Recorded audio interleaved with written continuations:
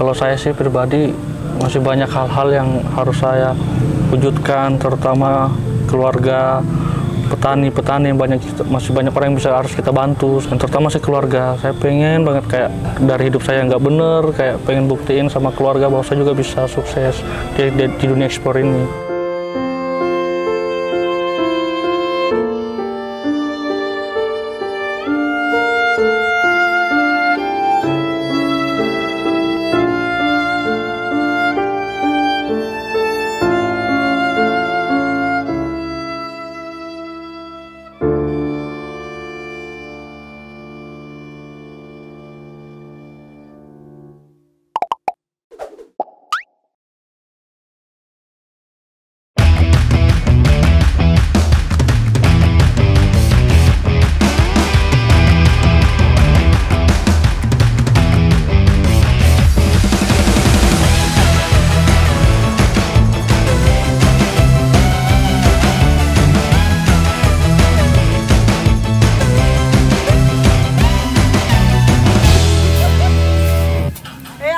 Masuk TV loh. Nama saya Muhammad Khairul, sekarang berusia 26 tahun, aslinya dari Papua. Nama saya Nur Salam Luman Gaul, saya asli dari Medan, saya umur 30 tahun. Kalau saya sebelumnya kerja juga sih di Balikpapan, di ekspor kepiting juga hasil laut. Nah, sambil belajar ekspor ini. Kalau saya dulu kerja di Samarinda, tepatnya di Kalimantan, di bagian migas, termasuk ekspor juga sih. Kita biasanya ke Amerika, Singapura gitu juga, minyak ngirim tapi lewat kapal. Dulu ya, dari keluarga nggak punya juga sebenarnya. Terus usaha bapak dulu kan sempat main kayu gaharu. Terus udah gitu jatuh bangkrut. Nah, setelah itu saya merantau ke Jakarta. Kalau saya juga keluarga biasa aja, orang tua saya petani. Dulu bapak saya juga pernah usaha tapi bangkrut juga. Saya 5 bersaudara, anak pertama. Saya 6 bersaudara dari 5.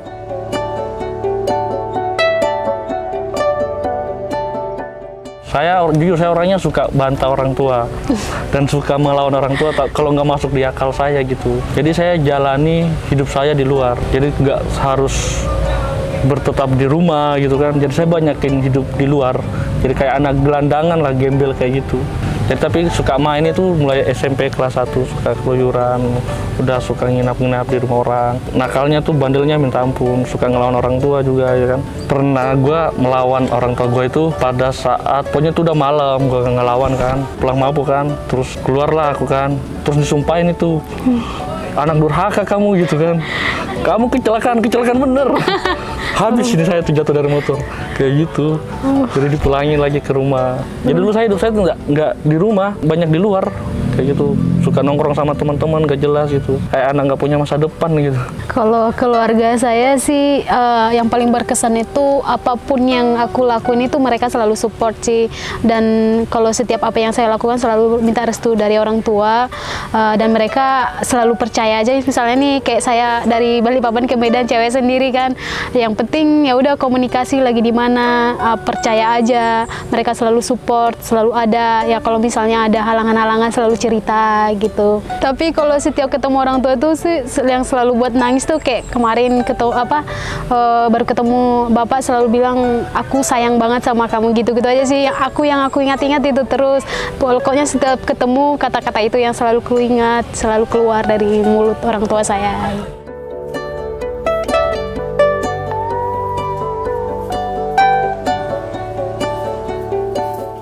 Nah, jadi dulu itu kan saya kuliah 3 universitas tuh nggak ada yang selesai.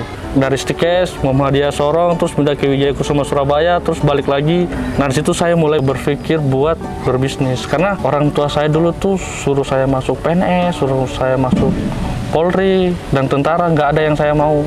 Saya pernah bantah orang tua saya itu dengan kalau dari kecil ibu saya mengajarkan untuk berbisnis, kenapa saya dituntut untuk menjadi seorang anggota Polri atau PNS atau daerah lain lah, seperti itu.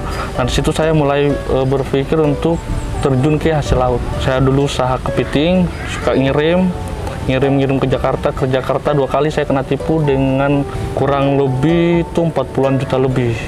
Nah, sambil itu juga saya juga usaha main proyek seperti kontraktor gitu. Saya main APBD sama APBN.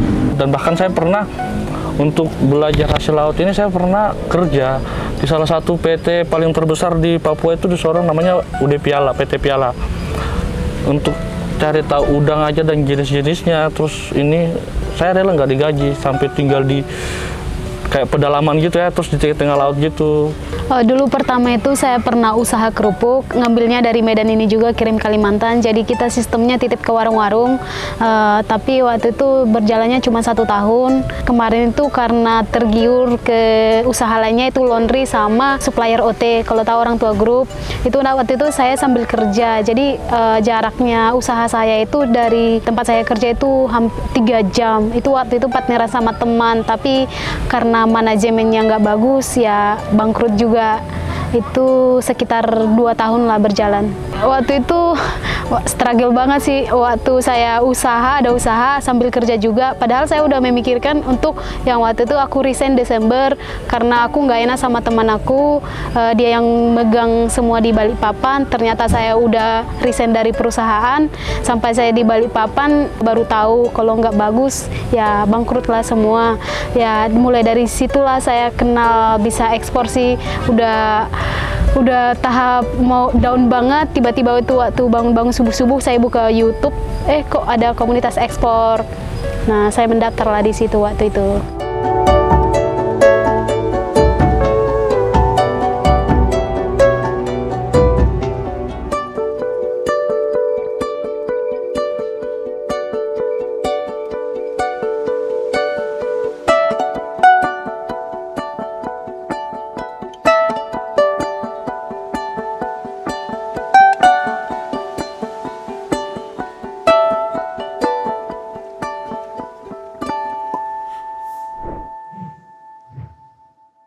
Kalau saya itu bulan 6 kalau nggak salah. Nah, di situ mulai nonton konten-kontennya Ko Julio kan.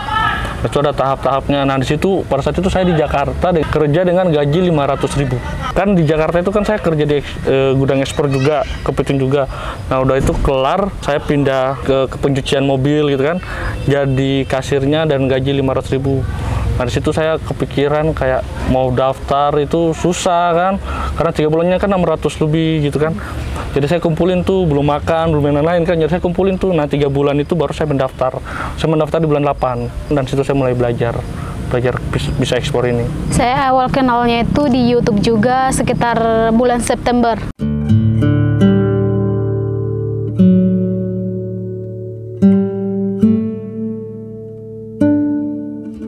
Jadi aku selalu curhat sama Bapak, cuma minta doa restu. Di saat aku mulai terjun sendiri dan merintis sama tim ini bertiga, saya, Bang Doni, sama Mbak Nur ini, disitulah kita tanamkan doa restu orang tua itu yang paling utama sih. Jadi aku minta support dari Ibu, dari Bapak, yang pastinya mereka tahu sih. Saya selalu curhat, cerita, saya lagi gini. Setelah ketemu tim ini baru udah ada closingnya, baru saya resign. Sama kayak Herul, kalau ada apa segala sesuatu tuh saya cerita sama orang tua, sama keluarga juga, karena kebetulan keluarga juga selalu mendukung ya, maksudnya udah besar ya, udah bisa mana yang terbaik lah buat kita. Terus orang tua selalu mendukung, apapun yang terjadi ya itu udah keputusan kamu, ya kamu udah bisa bertanggung jawab lah atas segala keputusan aku. Dan waktu aku resign dan memulai usaha juga, orang tua juga selalu tahu. Pas jatuhnya juga orang tua, yang terutama tuh keluarga yang selalu support.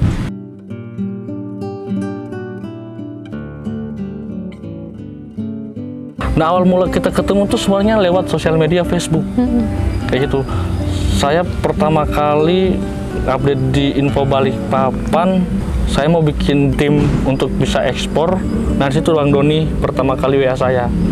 Nah, habis itu Mbak Nur ini dia tulis status di FB juga ya? Iya, cari lisensi gini kan. Nah, Bang Doni masuk kan di komen kan. Nah, aku juga masuk, Mbak ajak collab aja. Ya, kita jadi partner. Ketemuan kita di 16 Januari. 16 Januari itu kita ketemu, kita cerita-cerita, sharing-sharing ini. Cocok nih, satu otak nih, dan mesti di awalnya juga agak benturan-benturan ya, namanya 3 kepala dijadiin satu ya. Waktu itu kan kemarin aku pertama-tama memang mau main buah naga karena produk buah naga kan kapasitasnya sangat besar di Kalimantan. Bayarnya waktu itu dari Amerika, dokumen lisensi grade A itu nggak ada di Kalimantan. Nah saya update lah di Facebook, di ekspor. Nah si Doni komen, tinggal di mana, di Balikpapan, ayo ketemuan yuk besok. Nah itulah awalnya kita buat tim.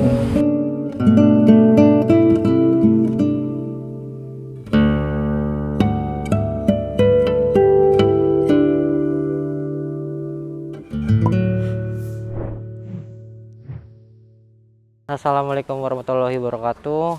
Kita sedang berada di gudang lokasi di Binjai, Sumatera Utara. Hari ini kita akan mengadakan proses stuffing kontainer 40 feet komoditi broomstick.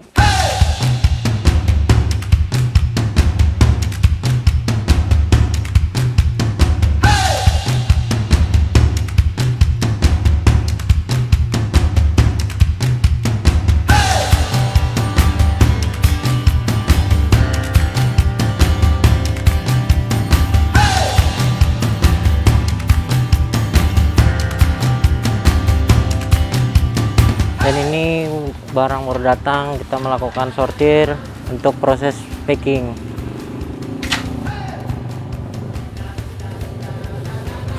Dan ini sapu lidi sawit. Ini sapu lidi kelapa.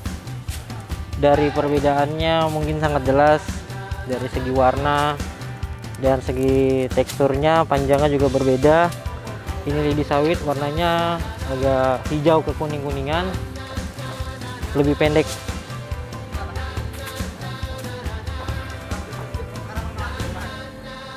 Ini segi harganya dengan urutannya lidi kelapa, baru lidi sawit yang paling murah. Dan ada satu produk lagi yaitu lidi nipah. Dan ini adalah lidi nipah atau nipah broomstick. Panjangnya sekitar 1 meter sampai 180 cm, dan peminatnya untuk tujuan ekspornya India dan Pakistan.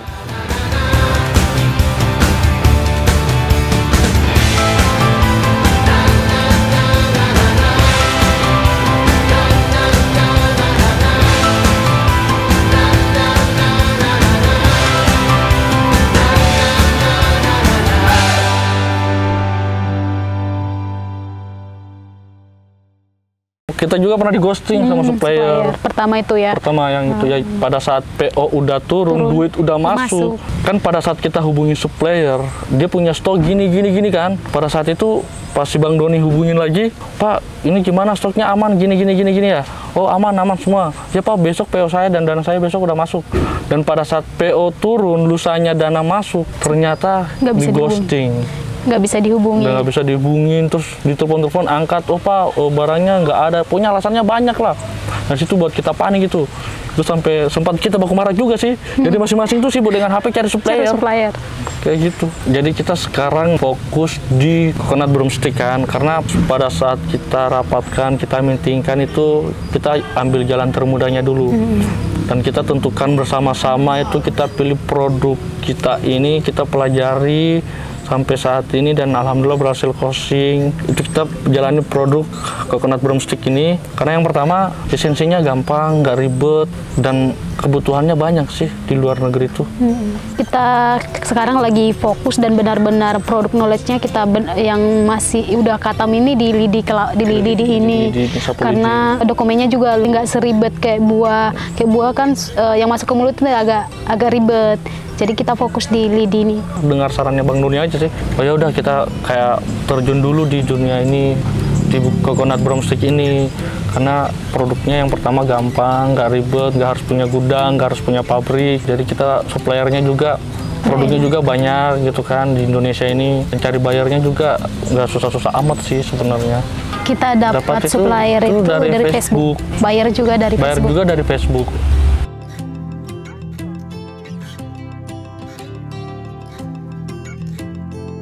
kalau misalnya kalau nyari supplier itu kita nggak berfokus satu supplier ya. Misalnya tuh supplier itu kita cari beberapa yang kira-kira maksudnya meyakinkan ya. Iya, bisa meyakinkan dan harga juga kita bisa masuk, bisa jalan, supplier jalan, kita jalan, bayar jalan kan enak. Kalau kita nih tim ini kebanyakan di Facebook sih nyarinya, di grup-grup Facebook itu kan ada tuh. Jadi masuk aja gabung aja ke grup-grup, misalnya komoditi kalian apa-apa itu kan di Facebook ada tuh grupnya. Kalau sapu lidi ada tuh broomstick gitu kan, grup-grupnya tuh ada, anak masuk situ, nah, cari di situ suppliernya.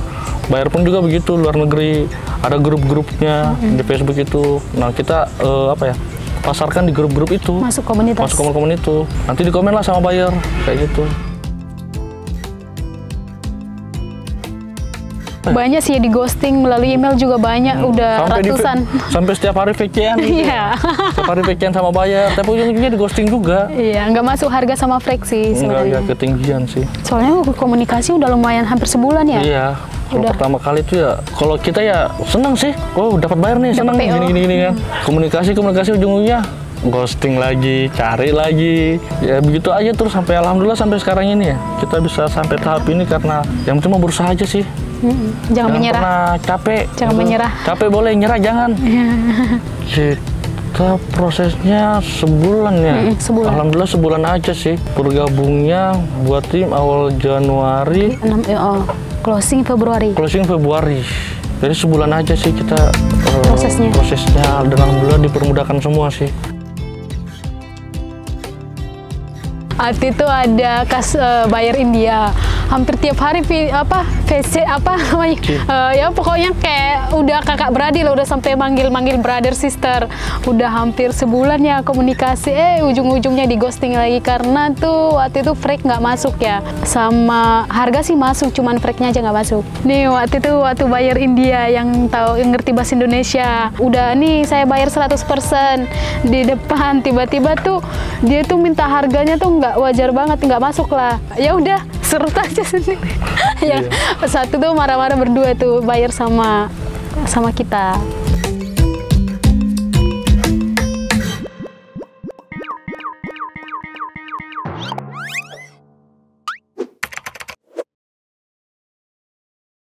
Banyak pelajaran sih dan yang kita bisa ambil dari bisa ekspor ini, apalagi dari konten-konten Ko Julio, tanggapan kayak misal menghadapi buyer, buat buyer nyaman, kayak gitu banyak kita belajar dari bisa ekspor. Iya. Apalagi tentang bagaimana cari supplier, apa yang harus dilakukan terlebih dahulu, cara mencari buyer, komunikasi, cara-cara komunikasi lewat buyer sama dokumen-dokumennya sangat membantu. Jadi, banyak pelajaran sih dan yang kita bisa ambil dari bisa ekspor ini.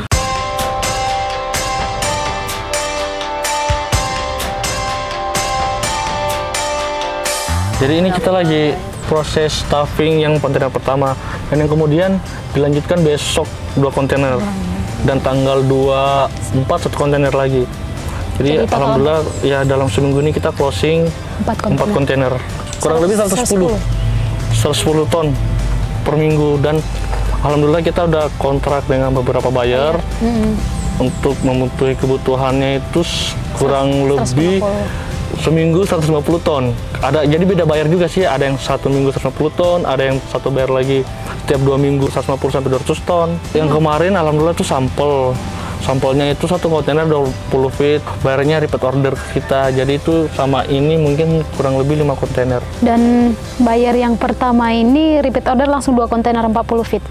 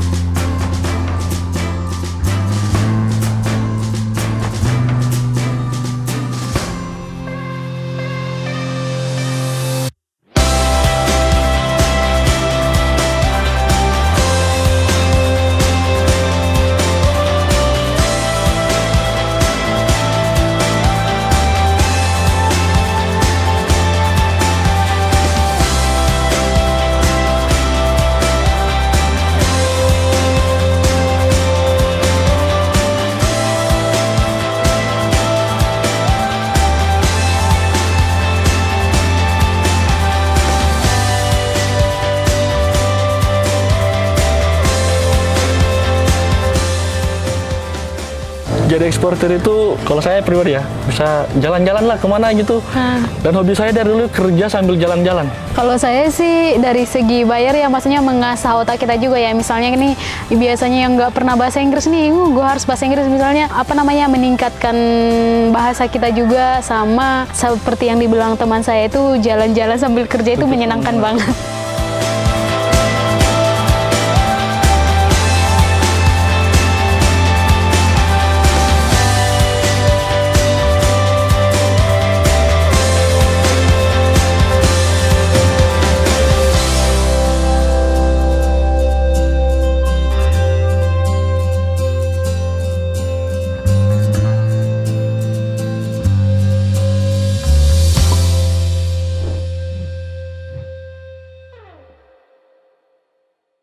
Kalau saya sih pribadi masih banyak hal-hal yang harus saya wujudkan, terutama keluarga, petani yang masih banyak orang yang harus kita bantu seperti itu.